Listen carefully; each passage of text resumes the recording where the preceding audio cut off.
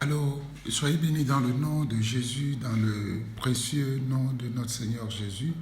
Nous sommes encore ce matin au rendez-vous de la parole de Dieu. Et comme je le disais dans ma vidéo d'hier, nous allons commencer par une série d'enseignements qui va nous amener à apprendre sur comment faire confiance en Dieu, ou trouver la force en Dieu. Amen. Ce matin, nous allons encore nous incliner dans la prière. Seigneur, nous te disons merci une fois encore, nous te louons, parce que c'est toi qui es tout. C'est en toi toutes les choses sont sorties, et c'est de toi, vers nous, que tu les as créées, pour que nous puissions en être les premiers bénéficiaires. Seigneur, que ta parole nous encourage ce matin, dans le nom de Jésus. Amen. Ce matin, par la grâce de Dieu, je voudrais vous amener dans la parole de Dieu dans le livre de Juges au chapitre 6. Et nous allons lire à partir du verset 1. Nous allons voir ce que le Seigneur nous recommande de faire. Ce matin, nous sommes encore au rendez-vous de comment trouver la force en Dieu. Et je crois que cet enseignement vient pour bénir quelqu'un, soutenir quelqu'un dans sa marche de chaque jour avec toutes les difficultés que nous rencontrons à tout instant. Lisons la parole de Dieu. Déjà, dans le livre de Juges, chapitre 6, à partir du verset 1. Les enfants d'Israël firent ce qui déplaît à l'Éternel, et l'Éternel les livra entre les mains de Madian pendant 7 ans.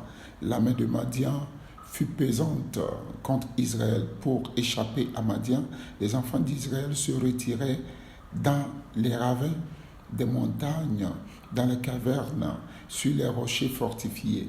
Quand Israël avait semé, Madian montait avec Amalek et les fils de l'Orient,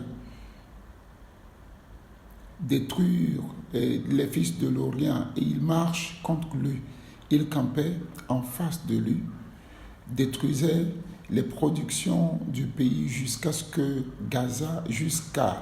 vers Gaza, et ne laissaient en Israël ni vivre, ni brebis, ni bœufs, ni ânes, car ils montaient avec leurs troupeaux et leurs tentes. Ils arrivaient comme une multitude de sauterelles, ils étaient innombrables, et leurs chameaux, et ils venaient dans le pays pour ravager. Israël fut très malheureux à cause de Madian. Et les enfants d'Israël criaient à l'Éternel. Lorsque les enfants d'Israël criaient à l'Éternel au sujet de Madian, l'Éternel envoya un prophète aux enfants d'Israël. Il leur dit, « Ainsi parle l'Éternel, le Dieu d'Israël, je vous ai fait monter d'Égypte, je vous ai fait sortir de la maison de servitude. » Alléluia. Je vous ai délivré de la main des Égyptiens et de la main de tous ceux qui vous opprimaient. Je les ai chassés devant vous. Je vous ai donné leur pays. Je vous ai dit, je suis l'Éternel, votre Dieu. Vous ne craindrez point les dieux des Amoréens dans le pays desquels vous habitez. Vous n'avez point écouté ma voix. Puis l'ange de l'Éternel vint, puis vint l'ange de l'Éternel, et il s'assit sous le térébinthe d'Orpha, qui appartenait à Joas de la famille d'Abiézer. Gédéon, son fils, battait du froment au pressoir pour le mettre à l'abri de Madian. L'ange de l'Éternel lui apparut et lui dit, « L'Éternel est avec toi, vaillant héros. » Gédéon lui dit, « Ah, mon Seigneur, si l'Éternel est avec nous, pourquoi toutes ces choses nous sont-elles arrivées? Et où sont tous ces prodiges que nos pères nous racontent quand ils disent, l'Éternel ne nous a-t-il pas fait monter hors d'Égypte? Maintenant, l'Éternel nous abandonne et nous livre entre les mains de Madian. » Amen. Ce matin, je voudrais dire à quelqu'un dans ce petit message que j'ai intitulé « Trouver la force en Dieu », je voudrais dire à quelqu'un ce qui peut se passer à chaque fois que nous abandonnons Dieu et que nous nous accrochons à d'autres dieux qui ne sont pas l'Éternel. Ici, la Bible dit « Parce que les Israélites que Dieu aimait tant ont abandonné Dieu, ils ont fait ce qui lui a déplu. Dieu les a livrés entre les mains de Madian. Et Dieu a permis que la main de Madian soit pesante sur eux. La main de l'ennemi était pesante sur eux. Ils étaient dans une situation vraiment très compliquée où quand eux, ils travaillent, c'est l'ennemi qui vient ramasser tout. Comme c'est le cas de plusieurs d'entre nous aujourd'hui. Nous travaillons et à la fin du travail, c'est la maladie, c'est des situations bizarres qui n'étaient pas prévues, qui viennent prendre le fruit de notre travail. Mais ici, la Bible dit, c'est parce que Dieu les avait livrés entre les mains de Madian. La Bible dit, quand Israël avait semé, Madian montait avec Amalek et les fils de l'Orient. Il marchait contre lui, il campait en face de lui, détruisait les productions du pays jusqu'à vers Gaza et ne laissait en Israël ni vivre, ni brebis, ni bœufs, ni ânes. Donc ça veut dire que chaque année, c'était un événement qui recommençait. À chaque fois qu'eux, ils font des productions, qu'ils attendent que la production leur soit bénéfique, la Bible dit, ils viennent comme des sauterelles et ils ramassaient tout. Mais il est arrivé un moment où Dieu leur a envoyé des prophètes pour qu'ils leur parlent, pour qu'ils leur disent tout ce que moi j'attends de vous, c'est de revenir vers moi, pour que le mal qui a lieu chaque année dans votre vie soit enrayé. Mais la Bible a dit, ils n'ont pas écouté les prophètes. Ils n'ont pas écouté les envoyés de Dieu. Ils continuaient toujours pas à faire ce qui était mauvais aux yeux de l'Éternel. Mais souvenez-vous que Dieu, quand il les sortait d'Égypte, il avait fait une promesse. Il les sortait de la servitude, de l'esclavage, pour les faire dominer à Canaan, qui est ce Dieu qui nous aime tant, qui ne veut pas que nous souffrons, mais qui voudrait quand même qu'avec lui, nous dominons nos ennemis, que nous prévalons sur nos ennemis. Mais Israël n'avait pas écouté ça. C'est comme nombre d'entre nous aujourd'hui. Dieu nous appelle à quelque chose, mais nous refusons de faire ce que Dieu veut et nous voulons aller par nos propres moyens, nous voulons aller vers des raccourcis, nous voulons trouver d'autres issues qui nous seront, selon nous, plus profitables que ce que Dieu nous demande de faire. Mais ici, la Bible dit, dans le verset 7 de Juge au chapitre 6, l'Éternel envoyant un prophète aux enfants d'Israël, il leur dit, ainsi parle l'Éternel, le Dieu d'Israël, je vous ai fait monter d'Égypte et je vous ai fait sortir de la maison de servitude. Je vous ai délivré de la main des Égyptiens et de la main de tous ceux qui vous opprimaient. Je les ai chassés devant vous et je vous ai donné leur pays. Voilà toutes ces œuvres que Dieu avait faites pour Israël, pour leur montrer son amour, pour leur montrer sa reconnaissance. Mais est-ce que Israël avait eu vraiment à comprendre le geste que Dieu avait fait? Amen. Ils ont continué par faire ce qui déplaisait à l'Éternel. Et beaucoup de choses leur sont arrivées. La Bible dit, lorsque les enfants d'Israël criaient à l'Éternel au sujet de Madian, l'Éternel leur a fait envoyer des prophètes. Ce matin, lorsque tu crieras à l'Éternel, il t'enverra une parole. Il t'enverra une personne, il t'enverra un messager qui te dira ce qu'il avait déjà fait, qui devait être profitable à ta vie. Et il te ramènera à ce qu'il avait déjà fait, de sorte que quand tu retourneras à cela, que tu en sois encore bénéficiaire. Mais la Bible dit, quand l'ange est arrivé, alléluia, il leur disait que je suis l'Éternel, votre Dieu. Vous ne craindrez point les dieux des Amoréens dans les pays desquels vous habitez. Mais vous n'avez point écouté. Le verset 11 dit, puis vint l'ange de l'Éternel et il s'assit sous le térébin d'Ophra qui appartenait à Josias de la maison d'Abiézer. Gédéon, son fils, battait le froment au pressoir pour les mettre à l'abri de Madian. Laissez-moi vous dire quelque chose. Quand le Seigneur enverra quelqu'un aujourd'hui, il ne manquera pas ta maison. Quand le Seigneur enverra son ange aujourd'hui, il ne manquera pas ton adresse parce que le Seigneur te connaît mieux. Il sait où exactement te rencontrer. Il sait où te rencontrer pour te délivrer son message, le message de salut. Parce que ceux qui cherchent l'Éternel, ils le trouvent. Ceux qui le cherchent le rencontrent. Alléluia.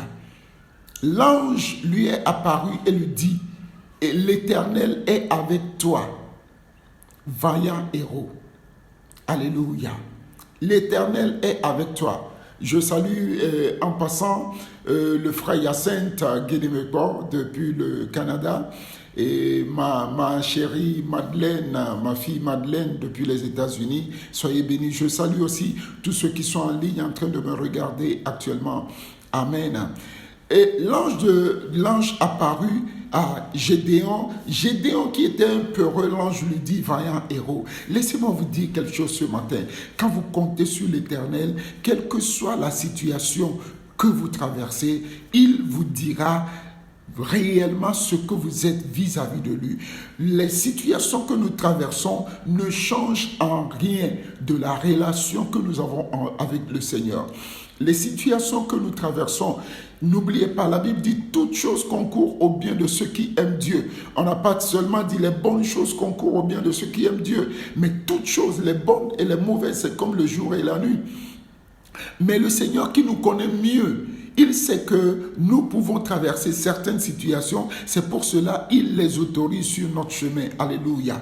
Le Seigneur sait que tu peux supporter cela. C'est pour cela. Mais ne permets pas à cette situation de déformer la relation que tu as avec Dieu. Il a vu un peureux qui cherchait à se mettre à l'abri, battant le froment au pressoir. Laissez-moi vous dire quelque chose. C'est comme une personne qui aujourd'hui veut foindre le maïs et qui le fait dans une chambre fermée. Vous imaginez quel genre de confusion, dans quel genre de confusion se trouvera cette personne parce qu'il fera de sorte que cette poussière retourne dans ses narines. Et c'était exactement ou presque ce que faisait Gédéon. Mais quand l'ange lui est apparu, il lui dit, l'Éternel est avec toi. Laisse-moi te dire quelque chose ce matin. Quel que soit ce que tu traverses, l'Éternel est aussi avec toi. Quelles que soient tes difficultés, l'Éternel est avec toi. Quelle que soit ta pensée, l'Éternel est avec toi. Quel que soit ton brisement de cœur, l'Éternel est avec toi. Quel que soit, comment est-ce que je peux le dire, les déceptions qui sont arrivées dans ta vie, quelle que soit la confusion qui tourne autour de toi, l'Éternel est avec toi. Et l'Éternel ne t'appellera pas peureux, il ne t'appellera pas démissionnaire, l'Éternel ne t'appellera pas brisé, mais l'Éternel t'appellera du vrai nom qu'il a prévu pour toi. À Gédéon, il a dit, celui qui était dans la confusion, il lui a dit, vaillant héros, vaillant héros. Il n'avait plus de vaillance. C'est comme ce que nous avons vu hier. Il était confus, il était tout confus, il avait perdu le trac, il avait réellement tout perdu. Mais l'Éternel l'appelle vaillant héros. Ne te laisse pas attribuer un adjectif que l'Éternel ne te donne pas. Ne te laisse pas être brisé par un petit nom, une petite phrase que l'Éternel ne t'appelle pas. Que les gens t'appellent de quelque nom que ce soit. Cherche celui qui a le dernier mot. Cherche-le pour qu'il te donne son vrai titre. Alléluia. Tu peux être pauvre aujourd'hui, mais devant le Seigneur, il t'appelle riche. Alléluia. Alléluia. Je bénis en passant la sœur Dali Ahiagno depuis la France. Sois bénie dans le nom de Jésus. Alléluia. Et Gédéon lui dit, ah mon Seigneur, l'Éternel Si l'Éternel est avec nous, pourquoi toutes ces choses nous arrivent-elles? Et où sont ces prodiges que nos pères nous racontent quand ils disent l'Éternel ne nous a-t-il pas fait monter hors d'Égypte? Laissez-moi vous dire, aujourd'hui c'est ton cas, ce n'est plus le cas d'autres personnes. Aujourd'hui, le Seigneur voudrait te parler à toi. Il ne veut plus parler à tes parents. L'histoire de tes parents est déjà passée. Mais ce matin, je viens te dire, si tu peux trouver la force en l'Éternel, tu seras au-delà. Amen. L'expérience que les gens ont déjà faite avec le Seigneur, c'est des expériences passées. Mais ce matin, je viens te dire, l'Éternel ne t'appelle plus délaissé. Il t'appelle chéri. L'Éternel ne t'appelle plus abandonné. Il t'appelle ma priorité. L'Éternel ne t'appelle plus un enfant de rien du tout. Mais il te dit, tu es la tête et tu ne seras pas la queue. Alléluia. Alléluia. Ce matin, je viens rappeler à quelqu'un, quel que soit ce que les gens te donnent comme nom, l'Éternel ne t'appelle pas de ces noms, il t'appelle vaillant héros. L'Éternel t'appelle ce matin précieuse. Il t'appelle précieux, il t'appelle prince, il t'appelle enfant chéri. Quel que soit ce que les gens disent de toi, ce matin, je voudrais que nous retournons à l'Éternel parce que c'est de lui que notre personnalité vient. Il nous a créés à son image et à sa ressemblance. Pas à l'image de ceux-là qui se moquent de toi. Par la ressemblance de ceux qui se moquent de toi. Alors pourquoi est-ce que tu vas t'attarder à ce qu'ils disent de toi? À Gédéon et à tous ceux qui étaient israélites, on leur disait peureux. Parce que quand Madian venait, ils n'arrivaient pas à tenir devant eux. Mais à Gédéon, Dieu a dit, vaillant héros. Ce matin, je viens te rappeler, quel que soit ce que les gens diront, ne les prends pas. Mais écoute ce que le Seigneur te dit. Parce qu'en lui se trouve ton salut. Je voudrais prier avec toi ce matin, t'encourager. Seigneur, ce matin, nous prions dans le nom de Jésus. Tout ce que nous demandons, c'est que tu supportes quelqu'un ce matin. Dans ta grande sagesse, dans ton intelligence, supporte quelqu'un ce matin. Dis à quelqu'un ce matin ce que tu penses de lui, pas ce que les hommes pensent de lui, pas ce que les amis, la famille pensent de lui, mais ce que toi, l'Éternel, tu penses de lui. Appelle quelqu'un de son vrai nom, de son vrai titre ce matin et donne le courage à quelqu'un ce matin. Seigneur, je bénis quelqu'un ce matin, quelqu'un qui me suivra, je le bénis ce matin et je déclare que la version des hommes est brisée, mais ta seule version est manifeste dans sa vie. Béni sois-tu, Seigneur, pour la vie de tous ceux qui suivront cette vidéo dans le nom de Jésus. C'est en toi que se trouve notre force et nous l'acceptons ce matin dans le nom de Jésus. Amen. Vous avez écouté la voix de votre serviteur, l'apôtre Hyacinthe Ketemepi des églises évangéliques Jésus le Rédempteur, la maison où la transformation est réelle. Soyez bénis. Bye bye.